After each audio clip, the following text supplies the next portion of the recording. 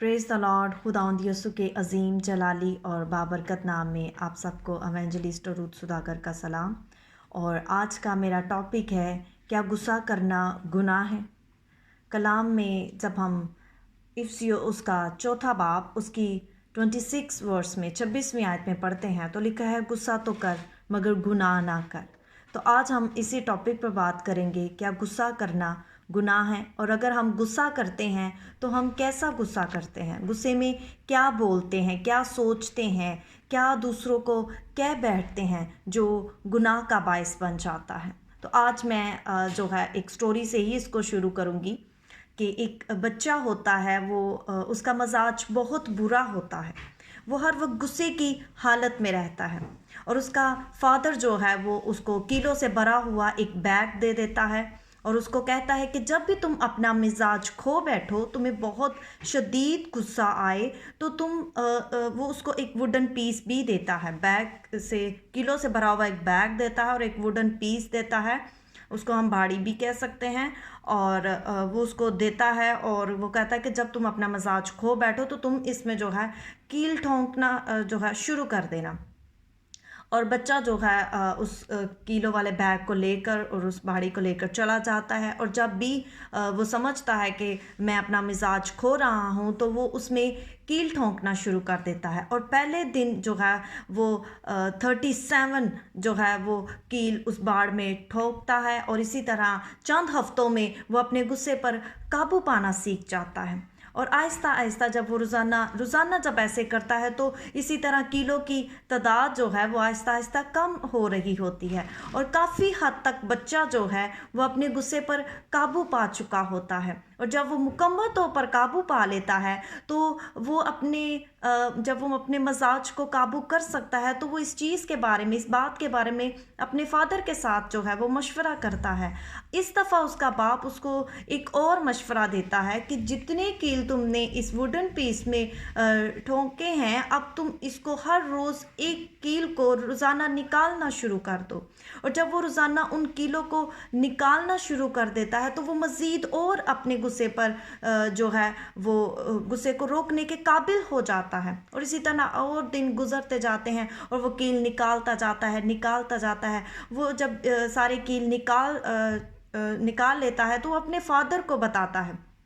उसका फादर जो है उस बच्चे का फादर जो है उसका हाथ पकड़कर उसे उस वुडन पीस की तरफ लेकर जाता है और उसको कहता है, you have done well good, कि तुमने जो है वो बहुत अच्छा कर दिखाया मेरे बेटे, और तुमने बहुत अच्छा किया। लेकिन तुम गौर से जो है इन सुराहों की तरफ देखो जो इस बाड़ के अंदर, जो इस वुडन पीस के अंदर हो चुके हैं।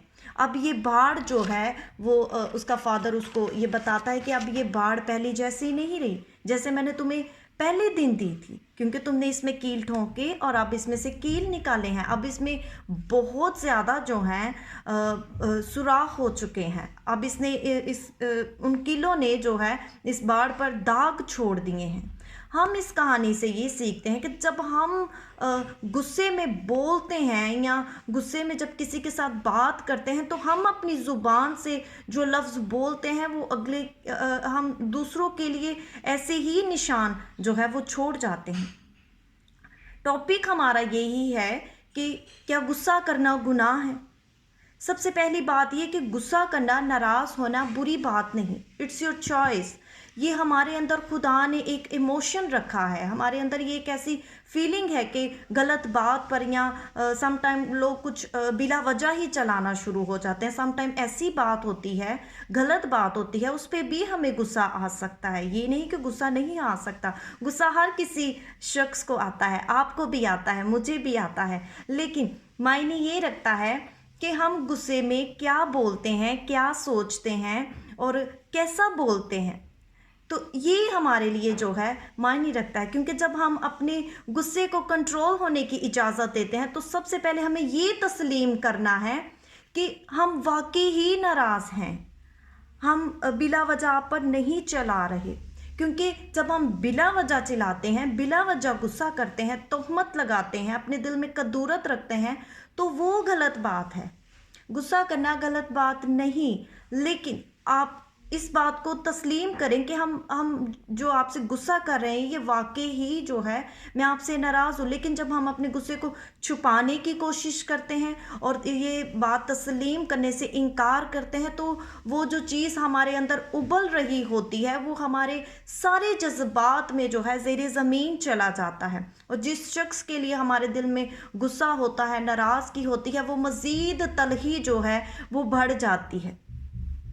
तो अगर हमें किसी से शिकायत है, जैसे कि इसमें खुदा के कलाम में लिखा है, कुलसियों उसका 3 बाब और उसकी 13वीं आयत में, जी 13 वर्स में लिखा है कि अगर किसी को दूसरे की शिकायत हो तो एक दूसरे की बर्दाश्त करे, एक दूसरे की बर्दाश्त करे, एक दूसरे के कसूर माफ़ करे, जैसे खुदावन ने तुम्हारे कसूर माफ़ किए वैसे ही तुम भी करो। आमीन।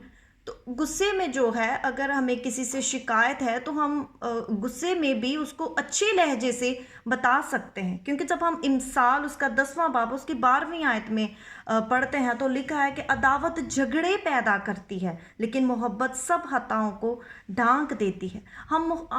अगर हम गुस्से में भी है, हमारा लहजा ऐसा होना चाहिए कि अगर कोई गलत बात कर रहा है या उसने गलत काम किया है तो हम अपने लहजे को ऐसे रखें कि हम उसको समझा सकें कि भाई आपने या बहन आपने ये गलत बात की है या आपने ऐसा गलत सोचा है, आपको ऐसा नहीं कहना चाहिए था, आपको ऐसा नहीं करना चाहिए था। तो हम उस मिस्टेक को जो है अच्छे तरीके से उस बिगड़ी बात को हम सॉल्व कर सकते हैं, क्योंकि खुदा के कलाम जो है वो हमें ये सिखाता है कि गुस्सा तो कर, गुनाह ना कर।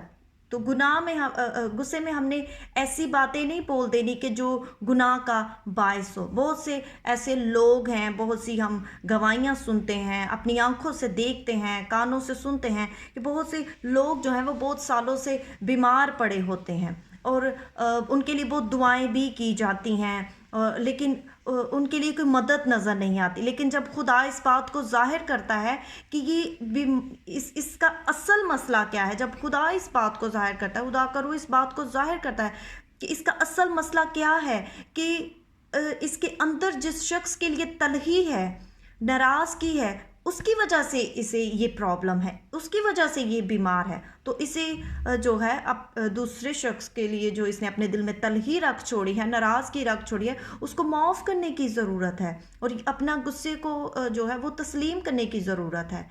तो ये सारी चीज़ें भी जो हैं वो हमारी हेल्थ पर डिपेंड करती हैं, क्योंकि जिसकी वजह से हम तकलीफ़ में होते हैं, क्योंकि गुस्सा करने के फ़ौरन बाद जो है वो माफ़ करना ज़रूर है और ये एहसास दिलाना है कि ये गलत था, इसलिए जो है ऐसा हुआ।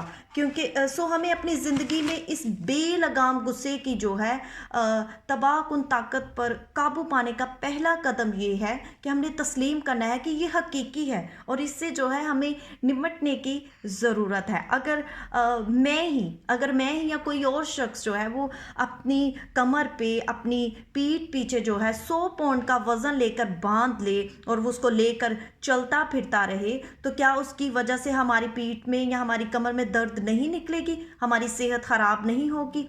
हमारी सेहत ख़राब होगी। और इसी तरह जब हम अपनी ज़िंदगी में गुस्से को, तलही को, नाराज़गी को रखते हैं तो हमारी जो है रूहानी तौर पर भी और जिस्मानी तौर पर भी जो है गुस्सा हमें नुकसान पहुंचाता है। इसीलिए जब भी हम गुस्सा करें तो एक लिमिट तक बोलें, लिमिट तक सोचें। गुस्से में दूसरों को इतना डिग्रेड और इतना लेट डाउन नहीं करें कि आप वो भूल ही जाएं कि हम गुस्से में क्या बोल रहे हैं और क्या कर रहे हैं। गुस्सा तो करो मगर गुनाह ना कर, ऐसा लिखा है। गुस्सा तो करो मगर गुनाह ना करो। इफ्सियो उसका 4 बाब उसकी 26 वर्स में, मैंने जो स्टार्टिंग में ही पढ़ी है। तो जब हम ज़बूर उसका 37 उसकी 8 वर्स में पढ़ते हैं, 8वीं आयत में, कहर से बाज आ और गज़ब को छोड़ दे, बेजार ना हो, इससे बुराई ही निकलती है।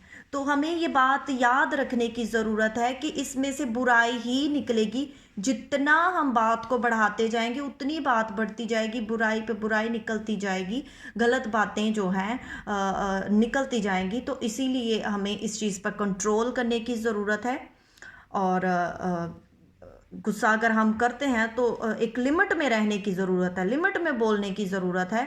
गुस्से को गुनाह की तरफ ले जाने की ज़रूरत नहीं है। तो हमें ये बात याद रखने की ज़रूरत है कि गुस्सा जो है वो हमें रूहानी और जिस्मानी तौर पर नुकसान पहुंचाता है। तो आप खुदावंद से दुआ करें। जो लोग बहुत ज़्यादा गुस्सा करते हैं, उनका मिजाज जो बहुत तुंद मजाज है, वो अपना मजाज खो बैठते हैं, वो ज़रूर जो है वो पाकरू से मदद मांगे, खुदावंद से दुआ करें कि वो आपको फजल दे कि हम सब जो हैं वो अपनी ज़ुबान पर और अपने गुस्से पर, अपने जज्बात पर जो है वो कंट्रोल कर सकें।